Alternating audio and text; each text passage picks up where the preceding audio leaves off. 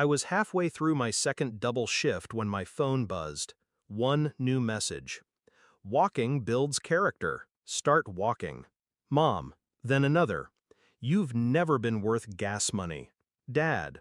Attached was a screenshot from my sister's Instagram story, her smiling at the airport, luggage beside her, captioned, "Spain, here I come, paid in full, thanks Mom and Dad." I froze in the break room, the taste of burnt coffee turning metallic in my mouth. They'd sold my car, the one I'd bought myself after 2 years of night shifts and skipped meals. I didn't reply. I just sat there, phone in hand, pulse steadying. It wasn't the loss of the car that burned. It was the reminder. I was nothing to them but a resource to strip bare. It wasn't always this way. I used to think I mattered. I worked 2 jobs, paid rent on time, brought groceries when their fridge was empty. I thought that's what family did, carried each other. They carried my sister. Trips, new clothes, no questions asked. For me, every request was entitlement. Every need was weakness. I swallowed it for years, told myself love was sacrifice, told myself I was building bridges. But bridges go both ways, and they'd turned ours into a one-way road. The first crack came months before the car. I noticed cash missing from my room, a few borrowed things that never came back. They'd joke about it, as if I was being petty. Then I overheard my mother telling a neighbor I was too stupid to manage money. The same week I'd covered her overdue bills. But selling the car, that was different. That was theft wrapped in contempt. That was my turning point. I didn't scream, I didn't beg, I planned. Step 1, gather. I started pulling bank statements. Every transfer I'd ever made to them, every expense I'd covered, screenshots of texts where they admitted borrowing, photos of gifts bought for my sister with their money, money I'd earned. Step 2, track. I followed the paper trail on the car sale. The buyer was a friend of my father's.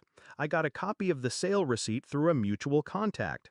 Price was lower than market, a favor. That favor became leverage. Step 3, strike where it hurts. They valued their reputation more than anything. They thrived on being the generous, respected couple in their community. I started small, anonymous tips to people they owed, quietly letting certain neighbors find out about their unpaid debts and shady deals. While they scrambled to put out social fires, I moved on the legal front. The car was registered in my name. The sale, without my consent, was illegal. My lawyer confirmed it.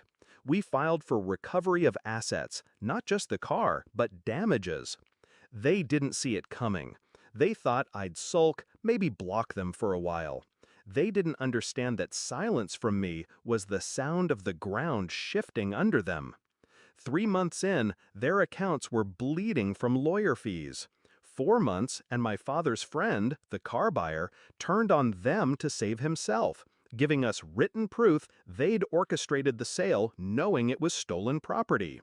By month 5, the court froze their joint account pending resolution. Every payment they'd once made to me out of love was now evidence of financial dependence, strengthening my case for compensation. The confrontation came on the day of the final hearing. They sat across from me in the courthouse lobby. My father looked smaller somehow. My mother still had that smirk, the one she used when she thought she'd already won. "You're really doing this to us?" she said. I met her eyes. "You did it to yourselves." No raised voice, no insult, just fact. In the hearing, my lawyer dismantled them piece by piece. Every stolen dollar, every text, every false claim laid out like a crime scene. They couldn't spin it, couldn't charm the judge. The ruling was simple. They were ordered to repay the full value of the car plus damages, an amount big enough to choke them.